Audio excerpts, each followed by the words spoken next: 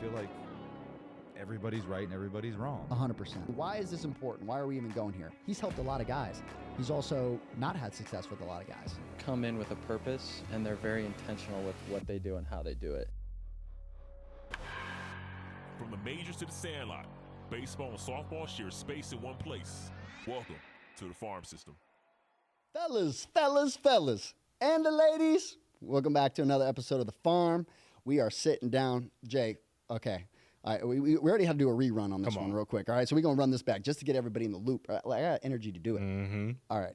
We both had the Dutch kicker. This is a plug for them. Dutch, go ahead and sponsor the podcast. We got you. All right. But we both had that kicker in there. I think it has like 4 or 5 shots of espresso or something crazy in there. He's feeling it. Yeah. So I was jumping off the walls a second ago. So this might be. We talked about it a second ago. This might be a 30-minute pod. We don't know because I'm just jumping. Juiced. Yeah. But we both got one in. Yeah, so one of the big things I think that we wanted to talk about this week, I think will be huge, is more so on the side of that of like, a common term that's used all the time is trust the process. And there is so many different branches of this tree that we could run down, which means that we need some extended dialogue, I think, to kind of unpack what that means. Because I also get one of the things, okay, everybody's like, okay, trust the process. There's a big group of people that are all in on, okay, yeah, hey, man, this thing's going to take time, all these other things, X, Y, and Z. Okay, that camp. But then you also got a whole bunch of other camp, and this is typically where I live majority of my life, right, where I was very impatient.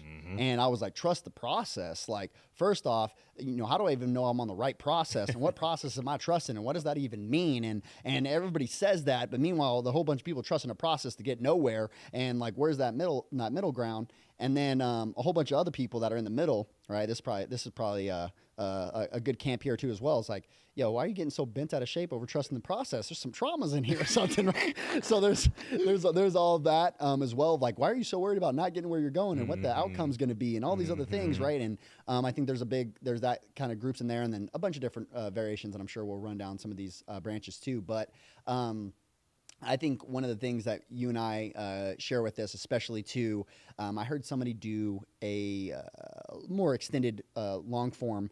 My guy Gradum with the G swing over there, he actually did a video the other day where he was talking about, like, after a performance, like after a game, who would you rather ride home with, mom or dad? Right? And then he immediately goes, absolutely, I'd rather ride home with mom because, how would dad, dad views stuff or doing whatever. And I think that there's a general kind of consensus with that, like across the board, is what he was saying. Now that might not also be the truth for everybody. Sure. Not everybody even gets the opportunity to drive home with dad, me included, right? To what that talk was even like. My experiences in sports were not like that. My parents were not like that. And we'll kind of get into some of those things.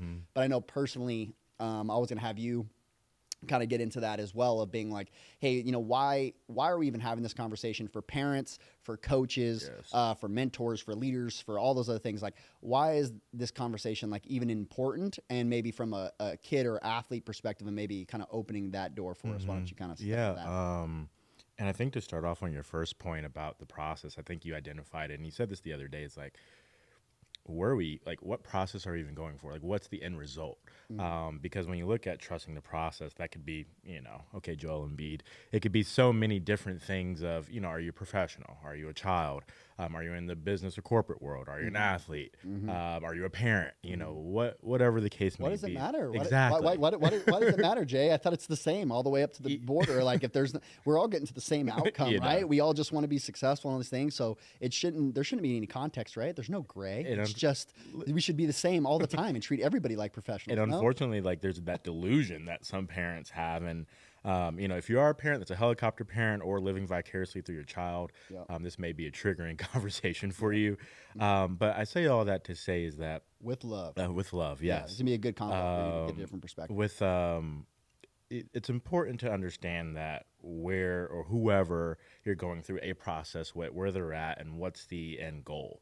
For me personally, I've had the experiences of a few different of those camps that you just laid out, and going back to my father, him being on the extreme end, a very results oriented, and I'm talking like as a even as an 8-year-old. Yeah. Let me do a slight disclaimer for you, right? Slight disclaimer. Let's put it this way: most parents that are going to go into what Jurell's about to go into, they have a strong desire to help their kid. Exactly. They love their kid. Mhm. They want to get them results. They want them to succeed. They love their child intimately, but how it gets expressed sometimes can cause some of these things that we don't want to happen. So I also, too, if you're listening as well, and like, okay, some of these things might be triggering, but come from a context, a foundation of nobody's trying to hurt their child.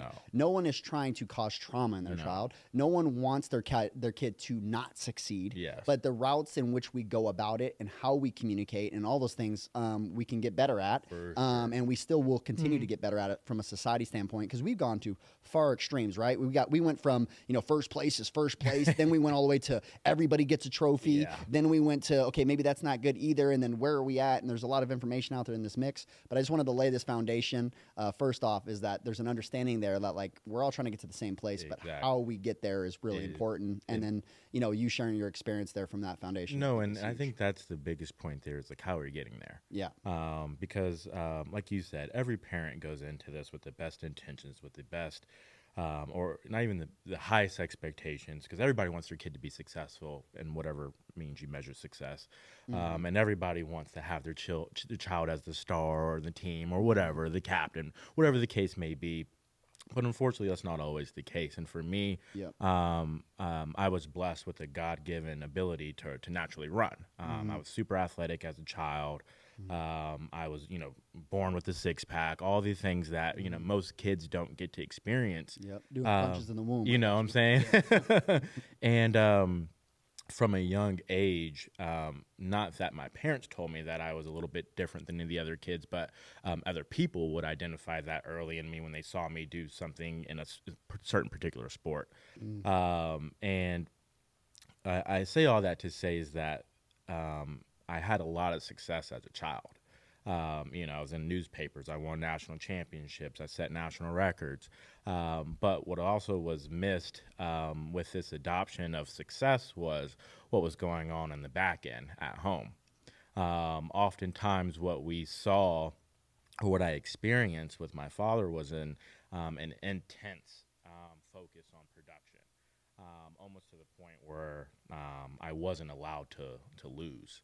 And that, to an extent, when your child isn't losing, is a good thing. But, you also have to answer that question of, and my dad had to do this early, is, when I turned 12 or 13, where I experienced literally my first loss in track and field, of, how do I manage that? And I think that's where that separator of being a really great parent and managing that, if you are a coach too, of that balancing act, of understanding that you're still dealing with someone who is a child, someone who's still learning how to manage their emotions. You're still dealing with someone that's experiencing the world and these emotions of up and down, and also too trying not to disappoint their parents. And so what happens when, in this particular case with me, was when I experienced defeat for the first time. I personally didn't know how to handle it. And so my first person that I looked to was my father. And how he managed that wasn't probably the best. And again, he was probably trying to do his best, and he was probably also caught up in the moment of he was also super competitive too. That's where I got it from. But to him, that was when I lost for the first time, it was almost like he lost too. And so he was, I remember it to this day. He started going back and forth with the kid's parent that I lost to, right? And so that was what I saw. And what I saw was not necessarily aggression, but a confrontation began because I lost. And I associated that with I was the cause of that. Yeah. And also when we got, going back to who would you rather drive home with, normally these conversations on the way home were, what could you have done better, even when I won? You didn't break you didn't, break the national record this race. Why not?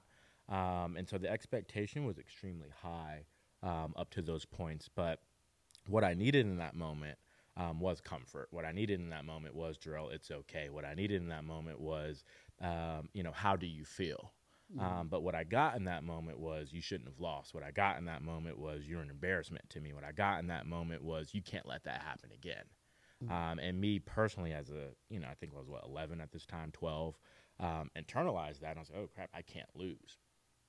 Go on to, the story goes on, and this mentality that I adopted as a young child went on with me to high school. And in high school, I didn't have the success. When you look at two parents, the maturation of your child, that's also in the process of results. We have kids here, one kid he might be, I think he was in 8th grade. He's built like he might be 18 now, versus somebody that, particularly for boys that hasn't started puberty yet at 13, Me. right? I was much later. You're going to have that difference. And it's really important for parents to understand that maturation as a youth is important, especially in sport. You talk about this all the time in baseball. You'll have the 13-year-old that, is playing on the 200, help me out here, was it yards? Yeah, 200 feet. 200 feet field. Fences and you could have, and even too when you go to the bigger fields, right? Like you got that, you got the kid that's 13 with a mustache, and the kid that's 13 that looks like he's about 10. Exactly.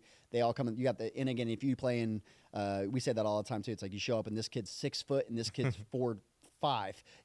They're just very different. And again, you got genetics that are played into there. You also got, the other part of, how big are the parents there from a genetic standpoint of with that. And then also, genetically, when does that testosterone kick in? And are they late bloomers? Are they early bloomers? But in the same setting, they're all competing against one another, which is, a lot. And that's what you find. And if you don't mind, there's a few different phases that this is all related back to to hitting in particular, to baseball and any sport and parenting. But this more or less is kind of the mental aspect of it, right? It's like, what does this do to your child from a young age? And looking at it, this adoption mindset that I was never allowed to lose, I carried that with me. And so through high school, my body wasn't maturing just yet when I was 14, 15, even 16. Yeah. Testosterone's a big deal. What is that? I always tell this story. I was on a relay team that went to the Junior Olympics when I was 16, and I was the oldest person on that relay.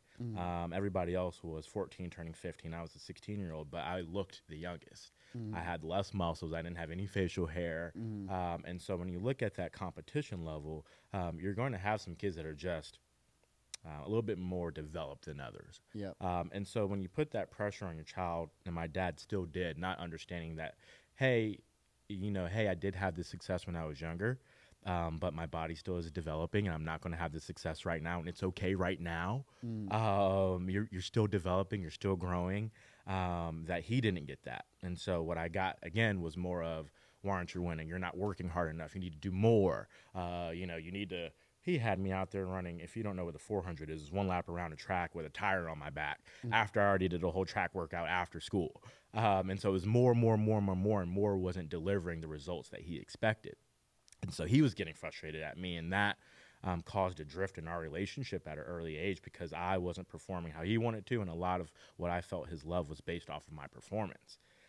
Transition into college, again, body starts to develop. I ended up being if not the fastest person in San Antonio. There was one kid that ended up going to the Olympic trials and winning the Melrose Games in the 60s.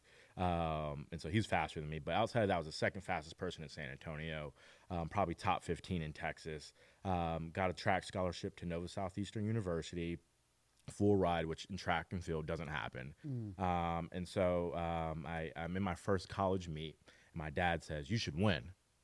It's like, okay, I'm 18, and these guys are 23 years old. And so in high school, I was used to, again, ending high school on a successful note. Winning all my meets, coming in first. Track meets were fun then, and going to college and transitioning. And there was, I'm running against dudes from Florida, from the University of Miami, from Georgia, running against people in the SEC, the ACC. And for the first time, I'm like, oh, wow, I'm getting my butt whooped, and I haven't felt this in a really long time again. And so, me going back to my comfort, call my dad, and again, what I get is, you're not working hard enough, you're not doing enough. And so, again, the constant reminder of I need to do more. But unfortunately, once you get to that level of competition, more is not the answer. And I'm sure you're about to tell your story here soon, too, is, running more is not going to get you, it's going to get you hurt. Lifting more is just going to get you hurt in season. Doing more in that aspect wasn't what I need. What I needed was a mental switch. What I needed was an understanding that, hey, Jurell, you're 18, you just got to college. These dudes are 22, 23 years old. They're grown men. You're still maturing. They are mature, and it's just going to take time. Yeah. And it's very rare in any sport for a freshman to show up on campus and be the best or be that guy or that girl. And so a lot of what I experienced, from that age of 8 through 18, 20 years old was, hey, if you're not having success, it's because you're not doing enough. And unfortunately, that's just not right. And I say that all because it wasn't until I came into my adulthood at the age of 25, 26 in my professional career where it finally clicked that I had this response to success or not having success. And so my first defeat in my professional life came when we were working at Planet Fitness, and it was my ability to kind of navigate for the first time that, hey, Jurell, it's okay to lose. Hey, it's okay that you didn't win this one. Hey, it's okay that you didn't have success right now. You learned. You're going through a process. You're getting experience. This is not necessarily failure, but this is just future experience. So, hey, you won't make the same, quote unquote, if it is a mistake again. And so the first part that I, will transition back to you is that mental aspect of just what that does as you're conditioning your child for results-oriented, call it results-oriented process versus enjoying the maturation and the time it takes to really go through something, experience that failure, learn from it, use that lesson to achieve success. And most parents do a really good job with that, and there's some on the other hand that just don't, and that's okay too. But I think the message here is that just understanding how parenting in that aspect, what it can do long term for your child versus being in that moment. Because at the end of the day, somebody told my dad this, and it's so funny because it came true, is that there aren't any 10-year-olds out there getting scholarships. There aren't any 10-year-olds out there going to the Olympics. And so really what's important during that time is learning, is relationships. If it's a skill sport, it's learning that skill. And most importantly, out of all things, just make sure your child's having fun. I would say that. I think that's a huge piece. Make sure your child's enjoying what they're doing. Yeah.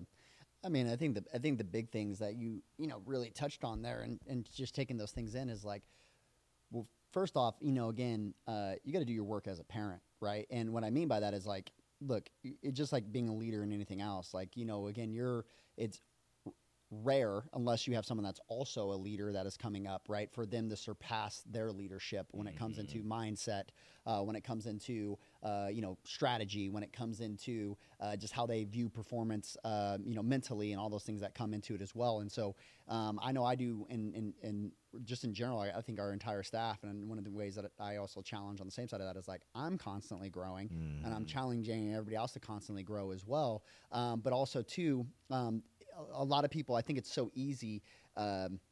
It's so easy to feel like I got work done today because I did my extra 10 sprints, or I did my, I lifted today, or I did these things that are physical. Those are much easier, like check marks to hit.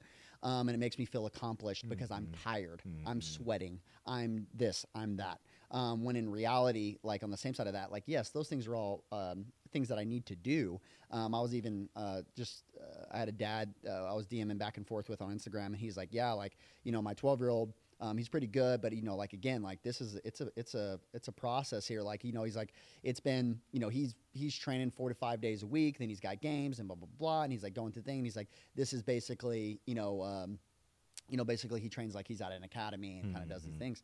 And I'm like, yeah, I mean, that's the hard part is like, one thing I think it has to get adopted as from a mindset, especially as a parent, coach, all those other things, is that I've said this in podcasts before, but like that, working hard doesn't guarantee results, but it is a prerequisite to be in the conversation. There you go. And so like, like that understanding there, it's like, hey, like, yes, we do need to work hard, but at the same time, just because I work hard, it doesn't guarantee me results. There's a lot of people that are working hard either in the wrong directions or also too, maybe we're much further behind than another athlete is. Let that be maturation. Let that be just, again, I just started playing a year ago. Let that be, where I'm at in my process. Because this other thing too is like typically when I first start something, sometimes I can have this, one of the worst things that can kind of happen and that can be detrimental mentally, but it's something that's good to, it's also pros and cons here, is that you can get a lot of success early, but it's also like false feedback, right? Where you're like, man, like I'm actually this good. It's like, no, you just haven't struggled yet, because we're all that good at some point, right? Like we all have had these moments where we're really good at this. And also maybe you're more predisposed because genetically, or, all these things, and maybe you're born into a family that the dad did play at a professional level or did have a lot of these, this professional type success. So your processing and how you think, or maybe your confidence and all these things could already, kind of be there from the beginning. You have some of these prerequisites that are going to really help. But I think the first thing is, for you as you yourself, you have to define success and what success actually means, and what it means in you particularly, because I can give this vague success of like what success means to me or to you or to Taylor or to Cody or to any other parent across the nation. But again, success is also more so, I think that's the hard part, is because it's almost like a moving target. And, this field goal that constantly gets moved. And you could find yourself constantly searching for success, but never feeling like you've ever reached it, because it's like a constant moving goalpost. And so what I mean by that is like, I think we need to get away from, it's like that old saying of, you keep searching for your purpose, right? You keep searching for this success, and like this, and I think more so people make this arbitrage to like what success is supposed to feel like. And so it doesn't become an actual destination. It becomes a feeling that I'm in search of that never happens, and I never feel that way. And so I feel like I've never been successful. When meanwhile for me, like I always used to label myself as like an accomplisher. Like I would go accomplish something, and then I would just move the goalpost. And it's like, yeah, but that's what successful people do. And this is, this is why I accomplish so much, is because that's my mentality and all these things. When instead it was actually trauma. And it was a nasty, I call it like toxic motivation, right? Is that, meanwhile, yes, while I'm accomplishing things, but like mentally what it's doing to me and the byproducts that it's leaving, and the waste product that it's leaving inside of my soul, inside of my brain, and what that does, how it gets tallied up over time, my relationships, the resentments that I build towards, people that I used to play with this, I used to take pride in having a chip on my shoulder, and, having this like dog in me or whatever, right? I used to have some less appropriate words I used to say that I had in me. But also with that being said, like, I learned later on, while that did motivate me and got the job done in the moment, it had some really nasty byproducts that I wasn't even aware of like how I was living my life and the impacts that it had there.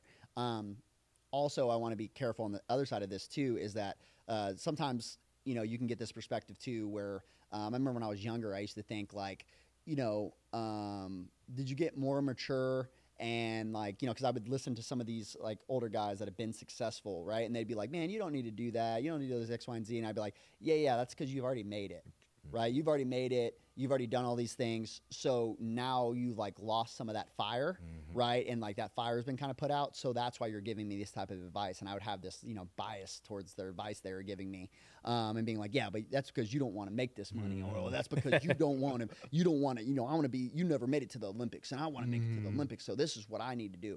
And like, there's some truth in some pieces of that. But more so, there's a lot of wisdom, collective wisdom, that's being passed down from, I think parents, one thing for you to mention is like, think about it in your own personal life, right? How many things that you worked hard at and never achieved, right? How many things that you worked hard at and still have yet to achieve, and how it makes you feel when you feel like, you haven't done these things. And also this toxic mentality that starts to slip into where you start to get envious of others and go, well, I've worked harder than them, and I've done these other things, and why isn't doing for that? And if, and again, I'm gonna slide, me, I'm gonna slide this in too as well. It's like, if God's doing this in their life, right? Like, well, I've done more than them, God. I've sacrificed more. I've given up more. I've done more for you. I've done like, and you start to get this nasty envy that starts to come into your heart, and it comes out in so many different ways. You can't hide your heart condition. I say that a lot, but you can't hide your heart condition. It bleeds into all these other areas of your life. And I think, again, along with that, like we have to reshape what success actually means, because everybody wants success, but we don't all want the same thing. Those are different things. We all want success, but we don't all want the same thing. So what do I mean by that? It's like, well, because everybody has a different definition of success. Exactly. Maybe yours is the dance team. Maybe yours is the Olympics. Maybe yours is having really great relationships in your life and being happy, right? Like, maybe yours is being obedient to God. Maybe yours is, all of these things. We all have individual goals. We all have different perceptions of what success would be for us individually. And I think, more than all of that, I think to define that, I think we need to go to the place of there's a lot of noise in all of that, right? So I think an exercise that really helps me is think when, like, I think this is a sobering moment. We have these sobering moments that happen in our life, and I think it's like usually really drastic things, like somebody really close to you dies. Right? Someone you really admired, someone that you really appreciate. Maybe it's not even a family. Maybe it's, maybe it's when like Kobe Bryant died, or maybe it's, these things. And I remember even when Kobe died, for me, for example, like it was like a reset for me to like look around a little bit. And this typically happens, right? And the reason I say these sobering moments is all of a sudden it becomes very clear what's important. Exactly. Right?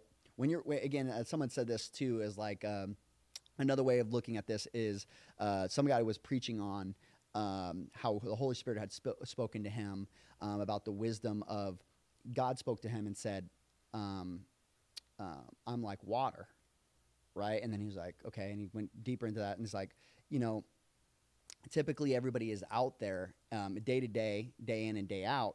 They're drinking a lot of other things other than water. They don't even want water. Right? They want soda. They want, sweet tea. They want all Powerades. They want all these other stuff, right? Other than water, right?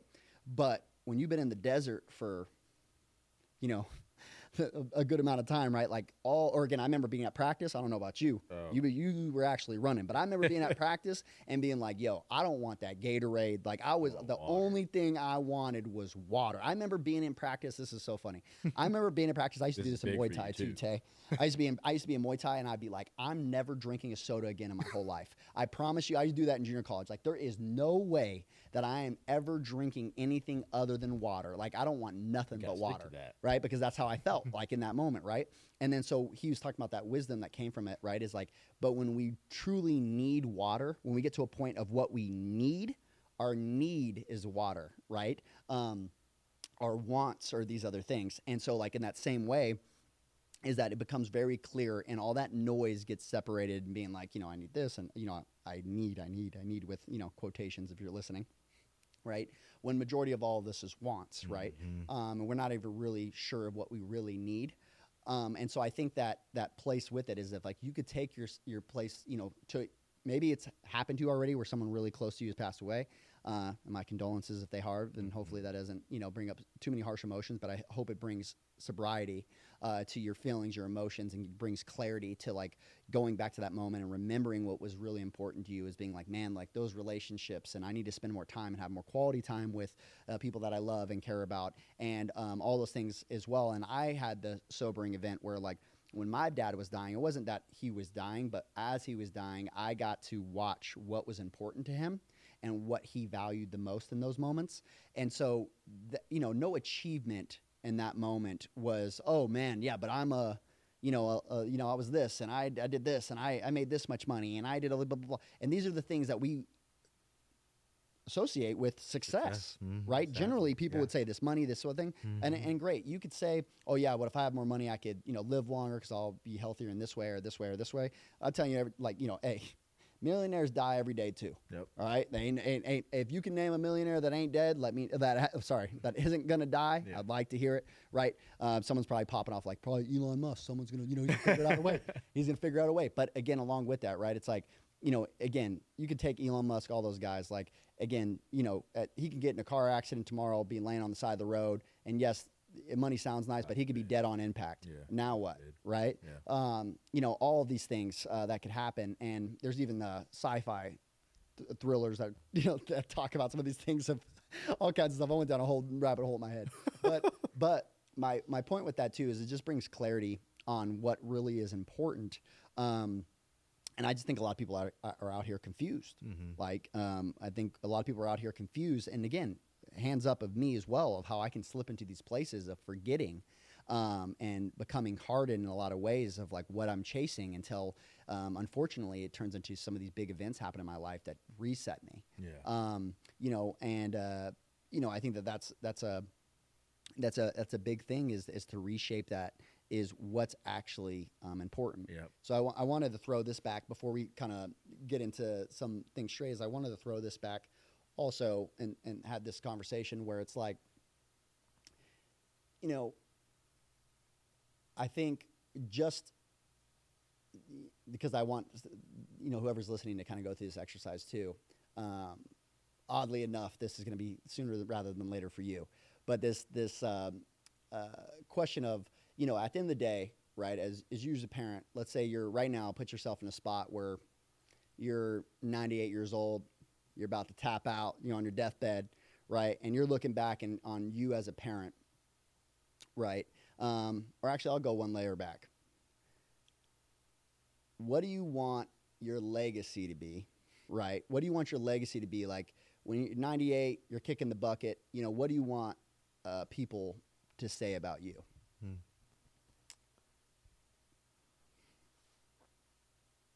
There's a book that talks about this called Living Forward if anybody wants to get it. I think it tells you to start with your eulogy. Like, what would you want somebody to say about you then? Start with the end in mind. I think for me,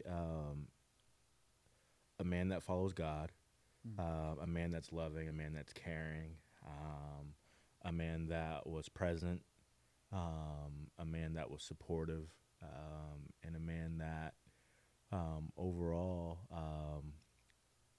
created, for me and my family in particular, created, I want to call I don't like using the word success, but I'll call it generational freedom, so that my kids and their kids' kids have the ability to not more or less have to go through the things that either my grandparents, parents, or myself. It's not like I've lived a hard, struggless life, but in the sense that they get to do better than what I got, and their kids will do better, and their kids' kids will do better. And I think for me, it's wanting to be that spark for my family, but most importantly, a man that follows God, a man that's loving, a man that's caring, a man that's present. I think those things for me. Yeah, love that. And I think in a lot of ways, a lot of people can connect with that, right? Especially to the part where you're talking about, like, with your kids, like everybody wanting better for them, right? And then I think this is the hard part, right? And then you start unpacking that. Okay, well, how do I execute that? And I think a lot of people have really good intentions, right? Of this is how that's why I'm so hard on him. That's why I'm cracking down on him in school because I didn't do these things, and I wish somebody would have been there to tell me this, and I wish somebody would have done these other things and X, Y, and Z. And I think that's where as the human space is like, we all want these things, but how we go about doing them and what it actually looks like on how my legacy impacts how I'm moving. I think is becomes again cloudy. There's a lot of noise and different ways I can go about doing that, right? Like you and somebody else could have the same exact legacy goals, right? But go about them and express them and execute them in very different ways. For sure. And also too, largely and holistically, most likely, we're going to miss that mark, right? Because first off, a lot of that is subjective. That has to do with someone else's feelings towards you, right? Which is tough, right? I have some control in some ways of like my own actions and things like that as well. But I think like in large, with that is, we miss those marks quite a bit, even when we have really good intentions.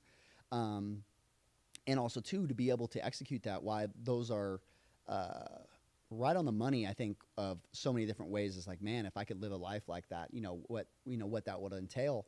I think at the same time, right, when we go into that, let's talk about what that actually takes, right? The goal is one thing. right? For example, I want to be the fastest runner in the world. Okay, great goal, right? But what it actually takes to get there, might look very different than how I imagine it looking. A lot of times I see myself on the pedestal, or I see myself on the what do they call it, like the little podium platforms, the podium, right, where I'm first place, I got the trophy on my neck, all these things. But like, what it takes to actually get there can look very different. And also too, I think a lot of times with this navigation, and I think like a sobering thought to a lot of these things as well, is as humans, I think on the same side of that, we think about what we would want to be, right? And I say this in the way too, where Jay, this is also, I had this other Holy Spirit coming through right now, hitting me as well, is being like, I even asked you that question, and how I'm like hitting me right now is because I would have answered some similar things there as we went through, but also too, the Holy Spirit just hit me with, well, why didn't you ask what I wanted you to be, right? And maybe that's not the goals I have for your life. Right? Because, for example, let's say you take the disciples inside of, I'm preaching now, we getting in there, right? If you take the disciples, let's say you took Paul, let's say you took, you take, Mark, you take any of these guys. Okay, well, Jesus called them to follow him. And a lot of them, were they being great parents at the time?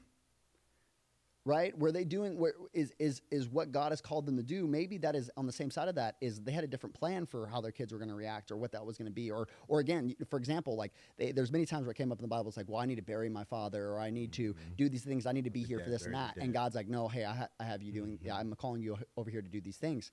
And so what I think with that, and why that can be so stepping on the feet. I remember when I read, I read through the Bible all the time. When it it steps on my toes quite a bit. So I listened to a podcast, I think it was the other day, where it was like, if you're never coming head to head with the devil, that's because you're walking the same direction. Come on. And so I think, and so I think that same, mindset there as well is just like understanding as well, is like, hey, I'm never going to be everything everybody else wants me to be, but that should not be my concern. I should be everything that God wants me to be. And I think, along with it, that's a personal relationship with you and God and what he's called you to do. Yep. And I think that, if I'm getting measured, if my measurement of my life is based on what other people think of me, I'm going to fall short, majority to everybody at all times. When, again, along with that, I think that's why that relationship with God is so, big there. And I think, with all of those things, no matter where I go through life, again, I want to stand in front of, my Creator, and I want him to say, well done, my good and faithful servant. And that isn't always how I view my life looking. Is me serving him is going to look very different than me serving myself, and those things. Biblically, if you are a believer, like that's the mindset, like you said, like you should have for your child. Yeah. It's not necessarily, like, again, I'm going to keep using my dad as context. Like, of course, I adopted that mindset that I wanted to go to the Olympics. I wanted to go to the NFL. Yeah. But, at what point, and hopefully I do this as a parent soon. Yeah. God, what do you want from my daughter? What do you want from my son? For sure. What do you want out of their life? Because I know what I want from me, and Yeah. I know most of the time it's not good, Yeah. and how can I avoid making the same mistakes? I know, again, my parents are trying their best, but again, how do I avoid, doing the same mistakes that they made? And again, because they weren't necessarily raising me with the intention that God had for me versus the intention that they had for me. Well, and also on the hit here, I want to, I kind of had this thrown in as well. I think also too, where, a conversation gets started there too as well, is sometimes we're running in avoidance of not trying to be somebody, but also too, along with that, I think it could be a challenging thing is, was that also your dad's intent of him not wanting to be somebody, right? Him not wanting to be maybe a father that wasn't there, that didn't push his kid, that didn't do these other things, right? And then how it got expressed to you, even though the intentions were, seemed noble, seemed great, all those other things. And I think that's the hardest part is like, this is where I talk about like speaking with love. Like I assume, I always say this with coaches, like I know you're not trying to make your player worse. At all. No one is trying to do that. Ever. But at the same time, it doesn't mean that you're not making them worse. And even though that's not your intention, and that's where the objective side that comes in, and another thing that I talk about with my athletes all the time too is like, hey, you got to stop riding this roller coaster where when like, oh, when I'm on the mountaintops, well, that's because I'm doing what God has called me to do, and you know, I'm the best. And this is when I'm my best, you know, brother. This is when I'm my best son. This is when I'm the best father. This is when I'm the best things because, you know, things are good right now. When in reality, I think more often than not, and I think everybody can relate with this, if you look back into your own childhood and relationships with your father, your parent, your leader, your whatever that might be, it's generally your low moments that have the biggest impact, yes. right? Than when your high moments. Like when everything's good, everything's good, Yeah. right? Like again, winning covers a lot of things, all the stuff. But you know, it's generally these moments of the lows and how you showed up when things were not good and how you responded in those moments that become so big. And I think like on the same side of that, and what I mean by that is like, for example, is that like, you know, if you look at Jesus, right? If you look at, and again, like I'm telling you, I'm on preach mode now. They got me in the spirit. But like, you know, for example, like, you know, I bet you that the idea, and I know this for specifically through the Bible of what all these disciples were doing before they met Jesus, they were trying to live their life and to be successful, and they were trying to do these things. I'm going to be the biggest fisherman. I'm going to make all this money. I'm going to be wealthy and proud. We're going to overthrow the Romans, and then we're going to be the superior, and we're going to do this, and we're going to do all this. Like, those are the plans that you have for your life, right? And also, too, even the plans that they had for Jesus, even too, and then within Jewish culture here, the same thing. The idea of what they had for Jesus, he didn't live up to.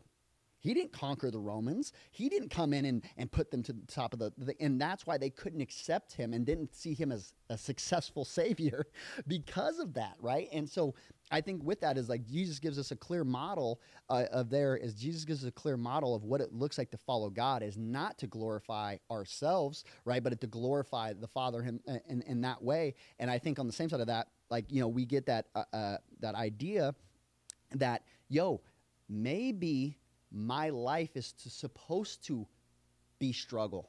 Maybe, again, for example, and then because this is where we get this idea of this prosperity Bible, right? Where we think that, okay, I follow God, and that means that prosperous be my future here on earth. I'm going to be rich. I'm going to be famous. I'm going to have this. I'm going to have my family life's going to be amazing. All these things are going to be beautiful because I'm just following God. When meanwhile, again, Bible verses as well, it's like believers or non-believers are going to go through suffering. That part. Both. Yep. Right? And it's going to be how we go through suffering and how we process, which is going to be very different. And I think that becomes that piece where it's like, for example, if you look at Paul did not live a very successful life comparatively if you're looking at it from a human lens. Yep. Let's put ourselves back in that time. If you're looking at Paul, you're like, okay, bro, you ain't got a job. All right, bro, you ain't got a job. Your family ain't, you always traveling around. You ain't with your family. You're getting whipped. You're hated almost everywhere you go. In jail. Right? Always in jail. Bro, you're a bum. You're a bum, bro. Right? That's what everybody, again, in that time is looking at this guy like, man, he's given up his whole life and all these things. Like, he's, this Bible thumper. This guy's off the, I guess they're not really, I guess Torah at the time. Torah thumpers. Right? Of what's going on and like what you're doing, right? You're throwing away your life. Like, what are you doing? Yeah. What are you doing? That's how the world is viewing him at the time. And if you look at that and you bring that into today, right? Is that, again, or if you just looked at Jesus, I talked about this as well. I actually saw a guy sign the other day. Homeless guy on the side of the street when I was going to Bible study. It's funny because I was growing in Bible study. He had a sign and it said, Jesus was homeless too. And I was like, boy. You're not wrong. But what an encouragement, right? For someone that's also homeless in that same way. Again, obviously intentional. Again, he was following God's plan for him and what, God had him to do.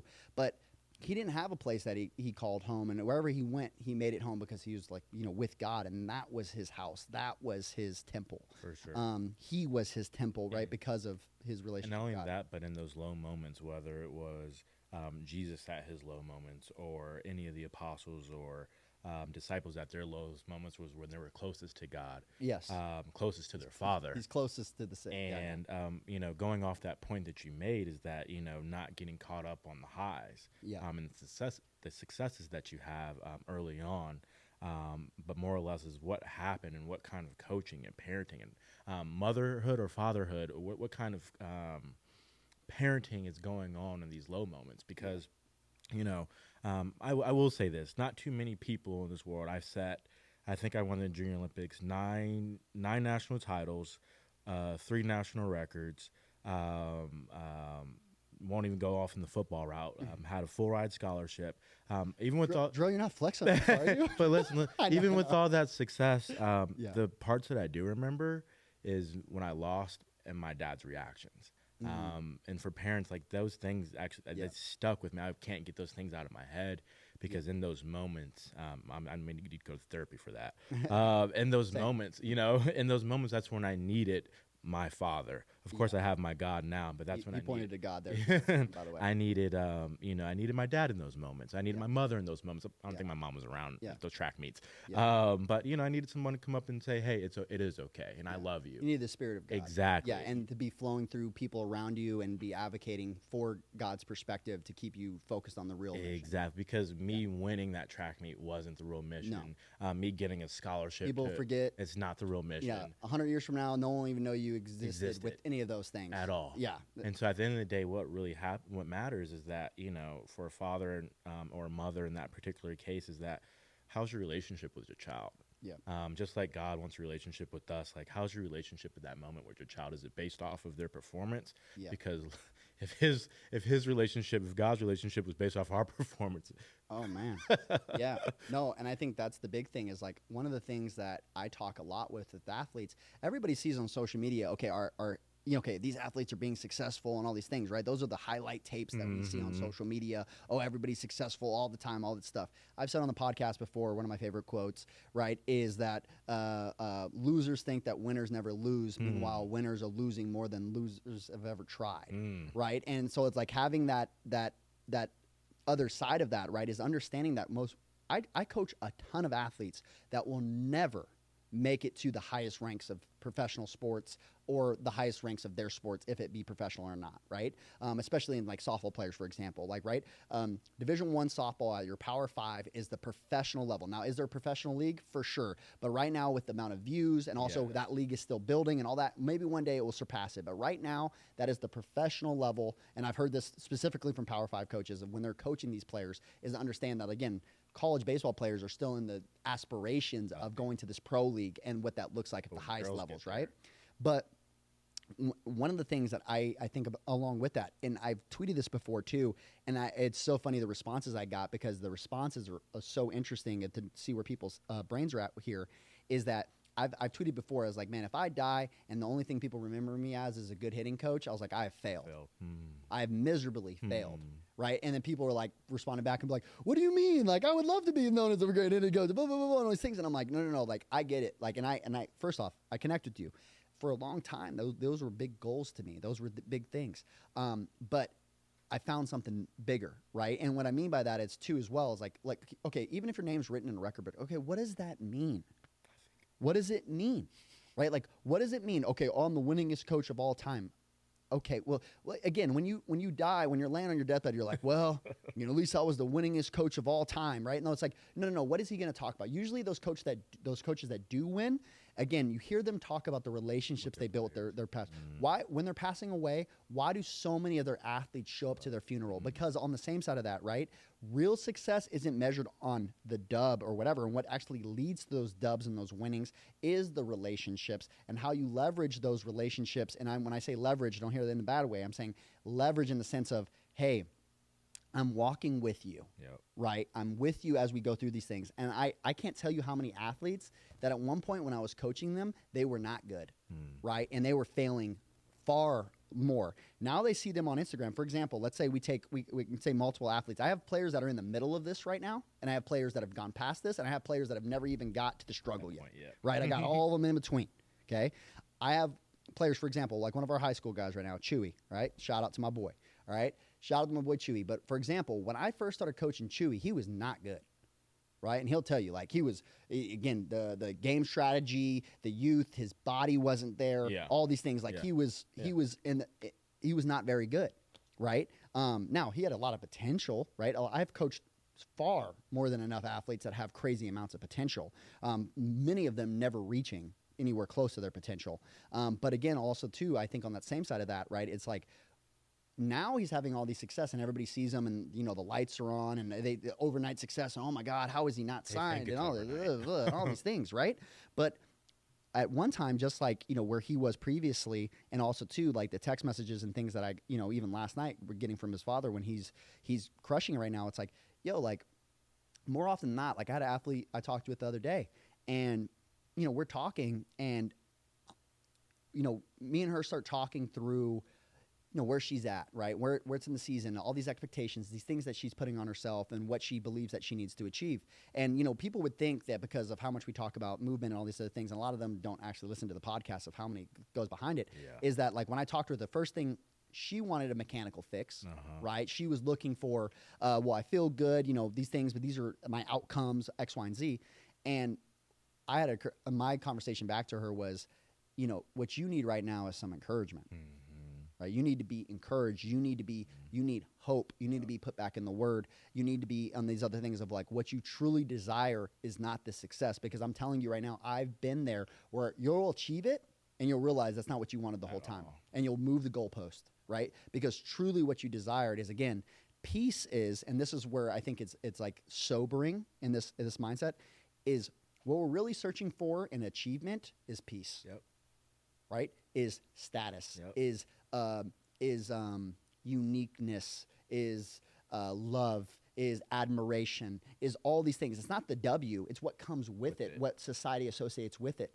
And truly, I'll tell you on the other side of this, because I've been on those things, and also too, I know, both of you guys, Jurell and Tay, both of you guys have been around where I've achieved some of these things and been seeing these other ways. But the thing is, where I can speak from this other spot is like, look, like you could have all of that admiration, you could have all the love, you could have all that money, you could have all these other things. And this is why, again, Gary Vee talks about this too, about how many millionaires he knows that are absolutely miserable, or how many famous people that he knows that are absolutely miserable, or all these other things. And what I mean by that is money, status, fame, all that stuff doesn't take away your inner condition. It's like going from here, it's like Adam Sandler the clip, but like when he was talking about, it's like, Saturday Night Live one time, he's like, look, if you're miserable in the United States, you're going to be miserable if you go to Paris, right? Like, great, you might even be able to give this facade for a minute but again, if you stay there long enough, you're going to have you're the same exact person, find the same just problem. in a new environment, right?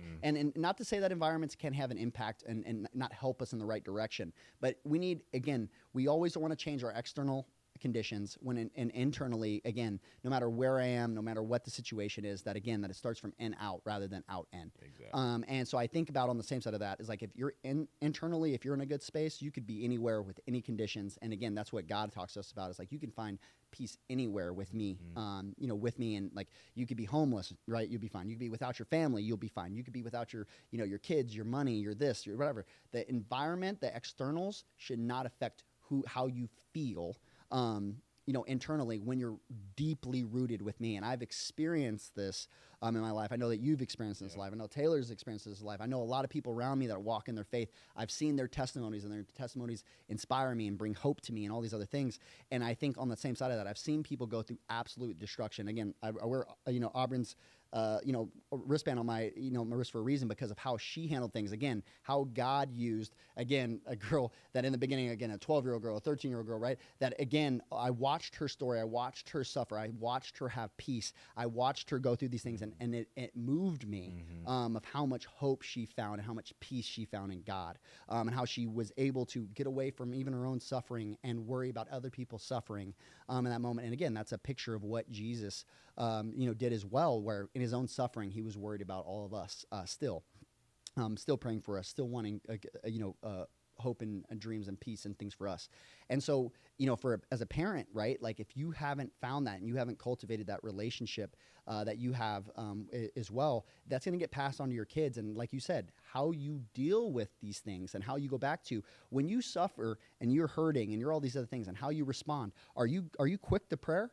Are you quick? Are you quick to run to God? Are you quick to get back settled in your foundation? Are you quick to point fingers? Are you quick to blame others? Are you quick to be envious? Are you quick to make excuses? Are you quick to do all these other things? How you respond is going to be huge. And I think on the same way of that is like, even this morning, my girlfriend was really she wasn't feeling very well and all those other things. And like this didn't used to happen. I used to not bother God, quotations, bother God with these small things that I thought were important. Now, again, when I'm suffering, and the same thing where I saw her suffering, like the main thing I knew as a strength for me and a way to help her more than just this medicine or more than just this and those other things is immediately to go to prayer and ask for God to give his peace to her, because there's no medicine, there's no this, there's no that that's going to give her what God can give her.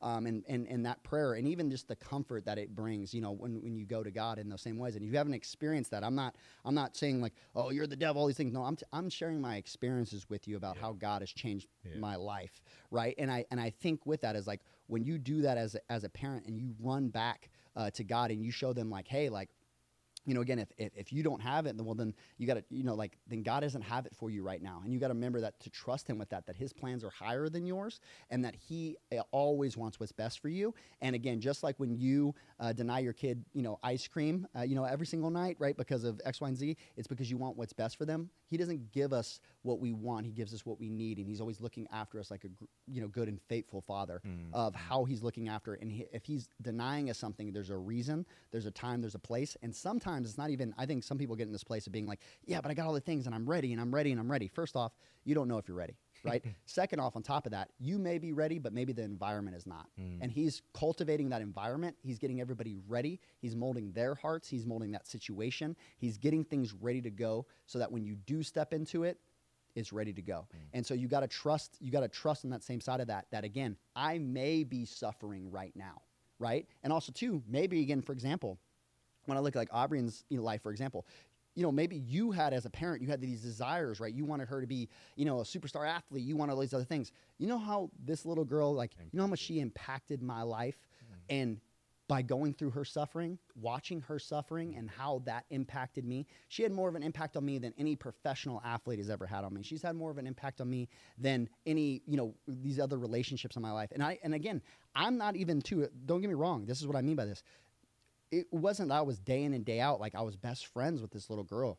I saw her suffer from a distance. I can only imagine because I've seen the cultivation of what it did in her parents. I've seen the cultivation of what it looks like to watch your child go through cancer and all these other things. And to, with that, and like with the faith that it brought inside of them, invoked inside of her parents to be somebody in proximity to someone that's that powerful and is, in my opinion, is fulfilling their mission that God has sent them here to do. And when we get, one of them, there's 3 different areas, and I'm not telling you, we on preach mode today.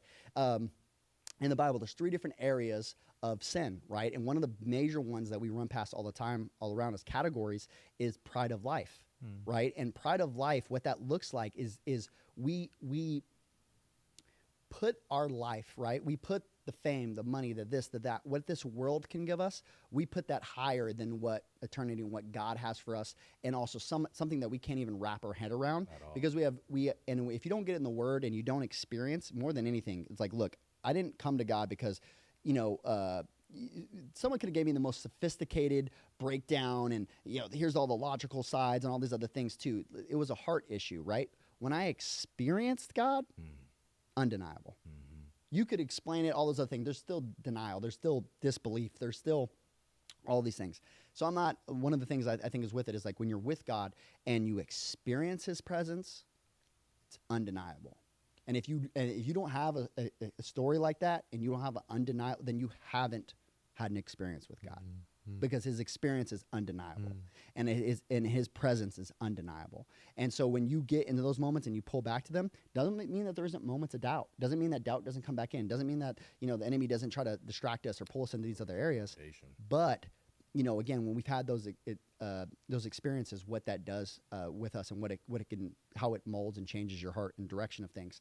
And I think just like again going back into that is. That's why it's so important as a parent for you to continue to pursue this relationship, in my opinion, from the experiences that I've had, because that's where real performance comes from. That's all these other things are behavioral. Again, I'm trying to behave. I'm trying to look like a successful person. I'm trying to do these other things. And also, too, we got to take that out, that what we deem as success is no. I don't want anything that doesn't have God in it, because I know that that's empty. Now, if I'm a lot of people know about me, right? I'm fame, whatever that might be. Okay, I'm prosperous with money and all those other things. Okay, great. And those are blessings that God has given me. Okay, all of that, he can give me all of that. But if I don't have him, then it's worthless to me. Yep. It's empty. Yep. I'm going to feel terrible. Yep. And again, it's going to intoxicate. It's going to mess up the rest of my life. Mm-hmm. And so I think that's like, a big piece is that I don't want to go anywhere. I don't want to be anywhere that doesn't have God. And that's how powerful the experience has been for me and my heart. And what he's done for me, it's like, I'll give away all that. You could take all my money. You could take all of my, what I've achieved or all these other things, because I've had all of that without God and I was empty. And there's no amount of anything in this world that can give me the presence of God. And like I said, if you haven't experienced that, then that doesn't make sense to you because you haven't had that experience. Mm-hmm. And I don't mean that to mean either, and I know that you can share this as well, is I don't mean that to say like, oh, this is some exclusive club and like, I have something you don't have. No. What I'm saying is, I've experienced something that is open door for you to also experience, for you to also have your own things. And I'm sharing with you, like being like, have you ate that fast food place down the street? Their barbecue is off the hook, bro. Like you need to get over there. That's what that's coming from. It's from that tone. Is like you have to experience that because it's unbelievable. And it's not that they only let these people come over here. Sure. You have the you could walk in right now and experience those things. And that's, up to you in like heart condition wise. And the reason why I think this is so important, especially as a parent, is your foundation of how you parent, and even as a coach, of how you coach. And where and how you condition your child, and where they understand where their value lays and why you love them. Mm-hmm. Because for me, and again, I want to go off here in a moment as we've covered kind of the mental aspect, the foundation aspect with God and our values, and more or less now of how this parenting without that solid foundation will impact your child. Yeah. What that does to them. And then also as a parent, when you do have that solid foundation, the joy that you get to have just to live in the moment, because you don't have any expectation of your child except for what God has planned for them. Mm-hmm. And so when you get in these moments, and we're all going to go through it, and some sooner than others, when you get in these moments and you really want something so bad for your kid, you also remember that at the end of the day, that's God's child, and what he has planned for them trumps whatever you have planned for them. And part what I wanted to transition into is that, there's, in all of that, we have that mental, we have the foundation. There's also in this, when it comes to sport, skill, right? Yeah. And what happens in the skill of a sport when success without this skill meets this transition where that skill is needed. And so, unpack that. Mm-hmm. Unpack that. So early on in my life, like I said, I had a lot of success through running AAU track all the way through college. When I got to my end of high school / start of college, there was one thing particularly wrong with my running mechanics. And so throughout my entire life, everybody talked about how beautiful I ran. Until I got to college, and my coach said, "Jurell, what's wrong with your feet?"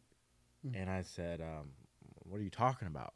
She was like, "Why is your foot striking the ground like that?" And I said, what do you mean?" And so she takes a video of me running, and lo and behold, my foot is just loose as a goose before it hits the ground, and I'm landing on the outside of my foot. Mm-hmm. And anybody, you got a $60,000 force plate in there. And so if you look at force production, if I'm not producing, or using my entire foot to produce force, I'm not essentially running as fast as I could. To my dad, who wasn't very skill specific, he was all about working more and more and more and more. Sound like excuses. Exactly, right?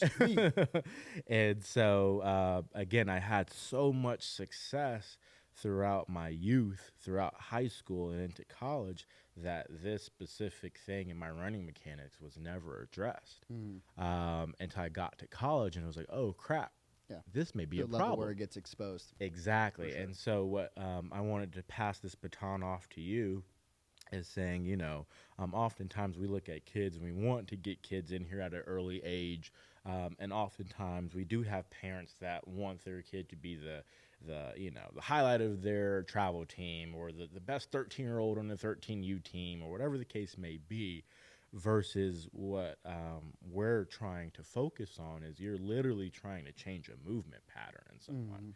And the reason why, I'll go on to finish the story, I was never able actually to fix my foot mechanics because it was just too late.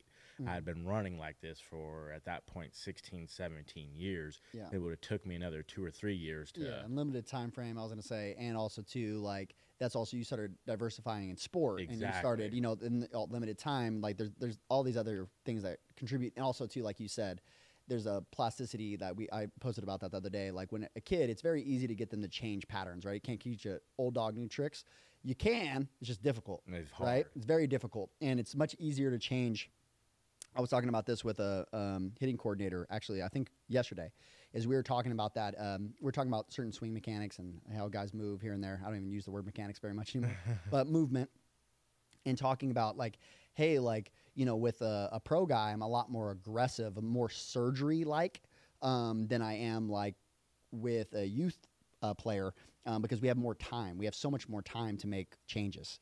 There's years and years and years of development we have. Where this pro athlete, he probably has a shelf life of 1 or 2 years, and then he's in and out. So it's like, if he's coming to me, first off, this isn't, and again, take this within context, right? This isn't a guy coming to me that's already really good, and he just wants to get slightly, like, hey, let's just amplify this a little bit. Let me raise my basement. Let me raise my ceiling slightly.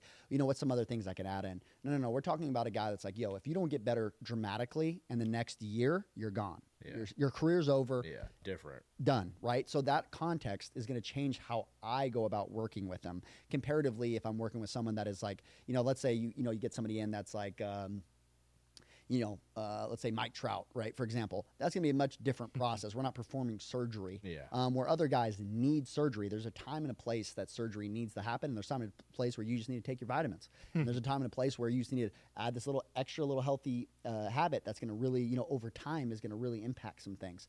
Those are different ways. And as a doctor, your job is to, again, not everything needs surgery, right? And you got to be able to discern the difference. And, so I think that like within context, that's what you're saying as well. But also, this is one of the big things I see all the time is some parents have a really hard time with this. Some of the skill component wise is because is this misunderstanding, one, of how difficult it is to increase somebody's skill level. Also, relatively, they look at things from a different perspective. Like, for example, I can watch, let's take something that's completely outside of this. I can watch somebody, let's say Kobe had this great line where he talked about like his differential and like work and like who was. Yeah. Okay, genetically, first off, let's go NBA. NBA, right? Genetically, you have less than, I think it's 1% chance to make the NBA. Sorry, this is the people that are even like, yes, you can just take general population. Yeah. Less than 1% of people actually in the NBA, right? Less than 1% of people actually in the NBA are even underneath 6 foot, right? People in the NBA that are already there, right? So that becomes like a major piece, right? So if you're under that 6 foot mark, right? Just genetically on that same side, like there's a really low chance, right, that you're going to go and play at that level, right? So okay, so you have that just from that standpoint. So like I think about this all the time. It's like, let's say you take that Chewy for example, right? So Chewy's probably going to be, he's still growing, but he's probably going to be 6'3", 230 at some point, right? Like that's his body type, what he's able to do. He's going to be able to do things that other people will never be able to do, right? Dustin Pedroia was never able to do. Again, if he plays at that same level, who knows if he ever even gets to the level of Pedroia from that side. But I'm saying is that he's going to be able to do things. Like right now, Chewy can do things that I can never do in my career, right? Like he already can do things that I could never do. Okay, so you take that in, right? That there's going to be things that they're able to do that no one's able to do just from a genetic standpoint, okay? But if you don't know and you don't understand the body like that, like me, the reason I can have context when I look at an athlete that way is I have an understanding when I go to a player, like let's say he's like shorter guy, parents are also short, again, like also, with how his body reacts to some of our training and all those other things. I have a pretty good eye, by this point where I can perceive like how far they're going to be able to go. Yeah. Not necessarily the level that they're going to play out, and which again I could usually predict that pretty quickly too. But also with that being said, what are they going to be able to do just from a base standpoint with the time, and all these things that make projections, right? And when you're in any space, you can kind of know that, right? Just like, okay, let's say if you work at a normal job, let's say you're an accountant or whatever, right? If Taylor shows up, okay, and Taylor is awful with numbers, Taylor will tell you, right? Right, Tay?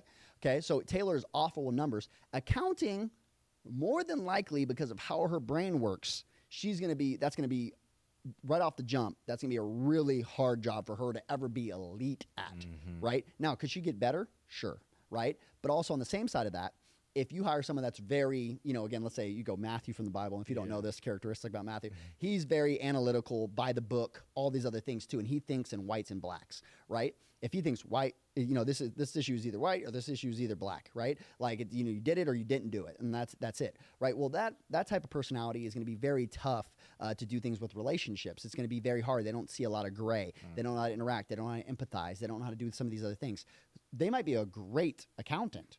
They might be a very great, which is Matthew in that way was basically an accountant for the city for taxes, right? So if you take that, like that type of personality type, that's going to be very useful. Well, the body is the same way. Physically, you have some of those same characteristics that pop up. Yeah. And so I think that becomes like a super big piece there as well, right? Now, the other piece is to take that in is now I don't hold them to those expectations, and or even if they do have all those characteristics, well, then you also have a point of like emotionally, how far are they able to handle stress, setbacks, all these other things? Now, can I develop that? Just like we talked about, yes, we absolutely can. But depending on where we are in our career and all those other things, like, how much time we have to do these things is going to give you, like, for example, when I was in college and I realized mentally where I was at and how long it was going to take, is like my clock was ticking. My clock was ticking. I was pretty far along before these things became, now when you look back, they were in my career my whole time. And yes, if I would have started earlier, that would have really helped. If I would have been seeing therapists earlier, if I would have came to God earlier, if I would have done these other things, like maybe that's something that could have happened. But also at the same time, I'm not me in spite of what I went through. I'm me because of what I did go through. Yeah. And that's how God uses me. And that was his plan for my life, right? Is like, I'm not looking back like, oh man, like this could have happened. No. That's going to help me coach athletes going forward. But also too, I don't coach athletes. Like, for example, Nick Saban knows, okay, you're on Bama. Okay, there's guys that show up and he's like, hey, we're going to keep developing this guy and do whatever. But I know with a pretty high reasonable amount that this guy will probably never be a Heisman winner. Yep. And I know that. Yep. So it isn't like, oh, I don't coach him and he's now has no worth to the team because he doesn't do that. Okay, well, if that's the case, how about the water guy? Like, he's got a purpose for the team. He serves in a different way, and also too, where is he impacting? I know that there's, for example, here locally, even at CSN, and we had this at Brighton as well, right? We had, and CSN has the same way, where they have this setup where, the team manager typically, right, and a lot of these teams, and it's happened, many times like around the country, where like the team manager can be impacting the team in a lot of different ways. And at CSN and when I was at Brighton, I was coaching high school, is we had a kid that, and the same thing here at CSN, we call him Matty Ice. So shout out to Matty Ice. Matty Ice, was a big advocate for the team, but also at the same time, had some disabilities that were gonna, cause him where, like, again, like, he needed a community, he needed all these things, but what he brought to us, we needed him far more than he needed us. Okay, the excitement, the joy, the things that he brought to our team, that established, a culture within our squad. I know CSN's like this too. I forgot his name, but he's the man over there. We're posting about him all the time, and we've coached some players over from CSN that love their team manager as well. And I think in those same characteristics, like, God has a purpose for them too, right? And if you look at that, that's an extreme, right? But yeah, that's not going to be a Heisman Trophy winner. But at the same time, the impact, right? The impact that Aubrey is going to have, the impact that team manager is going to have is a very different impact, and they have a role to play too. And there's no one that's ever forgotten, and they have a hope, and they have those things. So as a coach, right? I come from that perspective that just because you're not going to be a Hall of Famer, right, that doesn't mean that I'm done with you, you're worthless, all these things. I actually had a conversation with a parent with this the other day where, he plays at a Power 5 and we were talking and I hadn't heard from them in a little while. And I was like, hey, it's okay. Hey, he's sitting the bench or what's going on right now. And they had some transfers come in and all these things. And he was like, well, to be honest, we were just kind of embarrassed. So we didn't reach out. And I said, look, you got this twisted with me. I'm not just pumping guys because they're the lead. If you made the honor roll, I'll put you on there. You know what I'm saying? If you did a PR thing, you got a foundation. I'm putting you on there. If there's something that's just a big achievement for you, I'm applauding you and I want you to help you do the things. I have coached thousands and thousands of athletes that will never play at the top 1% of the sport. And again, along with that, you'll hear all these coaches talk about how many wedding invites, how many, again, coaches looking back at how much they impacted, or again, the dad reaching out to me about Chewy. As well, his dad reaching out and just being like, hey, thank you for being far more than just a coach to him. And I think what that is again, while that's awesome in that moment and that praise from there, it's yes, but also too, it's not, I'm not doing it for that praise or for someone to say that to me. I really want these things in his life. I really want him to achieve these things. And I'm just a resource to help him get there. God put me in his path to help him get there. Mm-hmm. But also too, God might put me on their path to help people get a lot of places, and it might have nothing to do. You know how many times there's guys that are, again, take somebody like me, take somebody like you, take somebody like Tay, all these things. Okay, we didn't reach the pinnacle of that sport, but at the same time, again, now we're in a place where we're helping people reach the pinnacle of their sport with the skill set that he gave you, the skill set that he gave Taylor, and also, again, helping them be fathers, helping them be better sons, helping them contribute to society. They might be the top scientists that it changes the world, that cures cancer, that does these other things. Great. And we're teaching that mentality and love. And this is just the platform that God has given us to pour into them. And as a parent, you got to realize that that's the platform that God has given you to you got to almost, I think this is a very tough thing for people to do because they're like, that's my seed, that's my son, right? But or that's my daughter. But you got to disconnect here and realize the role that God has put you in. Objectively, first off, that is his daughter. Well, that is his son, right? And you are in a role and a position, a bridge to push him or her towards the kingdom and to build the kingdom and do those other things.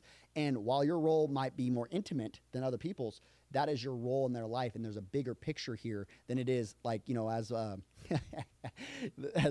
my therapist used to tell me all the time, Joey, this ain't about you. This ain't about you. And it sounds simple, a statement okay, what does that mean? Well, in this moment, as a parent, it's not about you, right? And then you go, well, yeah, but I'm doing it for them. No, hold on, brakes, right? It's not about them either.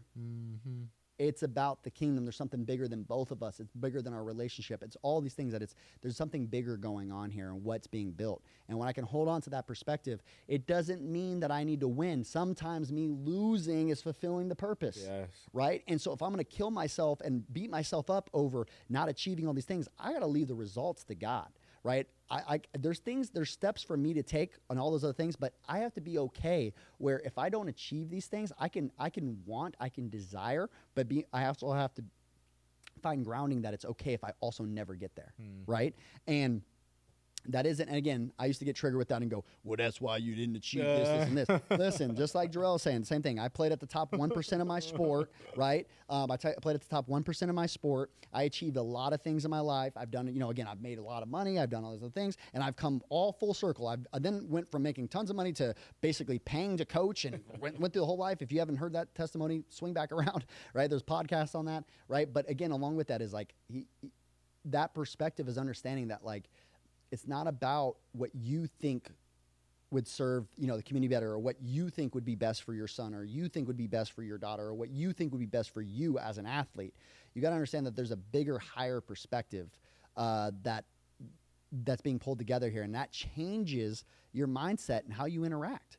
It's going to change how you interact. When that is your foundation, right? Then what comes from that condition, that heart condition, and how I respond, and what's important and what's not important, and what I don't pay attention to. How many times has your kid gotten in the car after a performance and you go, man, I just love watching you compete.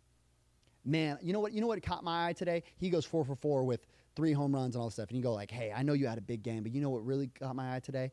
Man, like, even when you won, it was how you did it. Like, how, when that guy came to first base and, he had struck out 4 times this game and he finally got walked or whatever, and like I saw y'all laughing on first base, like, man, that really was important to me. Like that gave me hope, son. Like, you know what I'm saying? Like, how you interacted there, like that meant more to me than anything. How many conversations you're having like that, right? Right? Where typically it's the opposite way, like, well, son, like, you had a great game today. Okay, well, then when he goes over 4 Ks, well, you need to get better. Like, what's going on? What's going on? These things. More often than not, especially as the kid gets higher and higher up through the world, and also on the same side of this, I do this with my nephew too. He already has a coach, man. Like, he already has a coach. Someone is already playing that role in his life, right? And sometimes for certain people, they have 7 coaches, right? And then you add the parents in there. Now he's got 10 coaches, right? Now he's got this. Now he's got this. Now the brother's also, older brother's a coach. Now all these people are coach. You're not this, you're not that, you're other things. No. Hey, my role in his life might have nothing to do with coaching. At all. Right? And it might be his support system. And support doesn't always look with, again, like, more than anything, a lot of players, especially at the higher levels too. Let's just call it, let's be frank, okay? Most parents, okay, and this I'm gonna take this in, okay, is I've said this before, but one time at Pitchapalooza, okay, which is an event that Lance Wheeler throws on, he gave this analogy. He said he had a what are those watches called? A Swiss watch. So a Swiss watch. He's like, if I handed you a broken Swiss watch and asked you to fix it, you would be like, bro, why'd you bring this to me? I have no idea, right? A human is infinitely more complex than a Swiss watch, but everybody thinks they could fix it. Okay? And so what I mean by this, right, is that most parents, even though we have good intentions, we want to help, we want to do this thing, you could have good intentions that you want to fix this Swiss watch, but you honestly, again, with your lack of foundation in psychology and skill acquisition and, skill and what it takes to actually build the sport and all these other things, all the above, and just because even if you played at that level, at the professional level, for example, Barry Bonds, okay, one of the best hitters of all time. Okay, when he was the hitting coach for the Marlins, you could take, and people are going to be like, huh? Like, what? Okay, when he was hitting coach there, they had one of the worst historic years hitting ever, okay? Okay, you take one of the best hitters of all time. You take Tony Gwynn. Tony Gwynn, when he was coaching out in San Diego, their team offensively was terrible, okay? So what I mean by that, on the same side of that, is like, hey, his calling, right, might be in different areas, and or maybe it isn't to be the most winning coach of all time. And maybe, and with that, just because I've played at that level, that doesn't mean that that's my role in everybody's life, right? So for example, I'm a hitting coach, right? I do this for a living. This is what I've been doing for a long time, all this X, Y, and Z. When I go watch my nephew play, you could go ask like my family and all that stuff. My sister just sent me a video of my nephew playing, right? And I'm like, good for him, blah, blah, blah, blah, blah. I haven't given him any instruction. One time I've hit with him like 3 times in his life. Right? I don't go hit with him unless he wants to hit.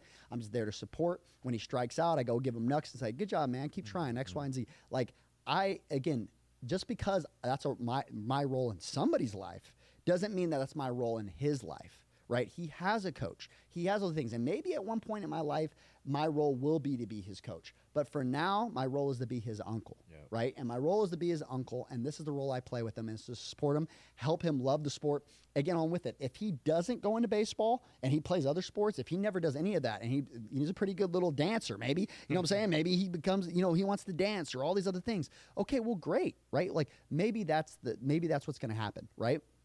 But my point is, again, along with that, is like, that is my role currently right now in his life. And just because you're their parent doesn't mean that your role is also /coach. Also doesn't mean, and it might, right? Maybe you are the coach on the team, right? And those are some things you got to keep in, and even then, it's also coming to a point of awareness. If you are the coach, of knowing, hey, when that coaching, when it's time to transition to someone else. Because I think, again, looking at my father, I was like, yeah, you did a good job. You had a lot of success with me, but there was also a point in time where it was time for him to pass me along to somebody that knew a little bit more. And so it's also having awareness as a parent, and knowing when to do those things. And so I think it's all important. And I think the one thing you said is that, last but not least, man, just don't forget that your role is first a parent. Biblically, your role is a manager for a child. But you're your child's parent. You're not their coach. You're not their teacher, but you're the parent, and they're looking for your love, and that's it. You're the person that will have the biggest impact on their lives.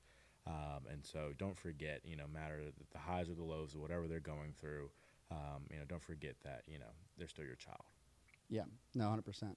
Yeah, no, and I think I think the bigger piece that, like just what you were just hitting on there, right, is the bigger piece is if you can get to your foundation of knowing where your role is in the kingdom, and just because your role in the kingdom doesn't mean that you're the same role with every single person, right? Like you have a role when you pull up to the coffee line. When you pull up to the coffee line and how you interact with them is going to be, I'm a coach. Doesn't mean hey, you know what? Hey, if you put that straw a little bit this way, it would be getting like, my role is different in different people's lives and what that looks like, and maybe it's again, more than anything, my role is spread love, right? My role is to love others, encourage others, bring hope, point them towards God, more all those other things that it's much more important. And we shouldn't forget that as parents, because it can get very easy. And the reason I went that approach, obviously, too, with this podcast, too, is there's a lot of noise out there and there's a lot of advice that you can get that is very worldly, right? And what I mean by that is like, people are speaking from their trauma, their experiences, their other things, and X, Y, and Z.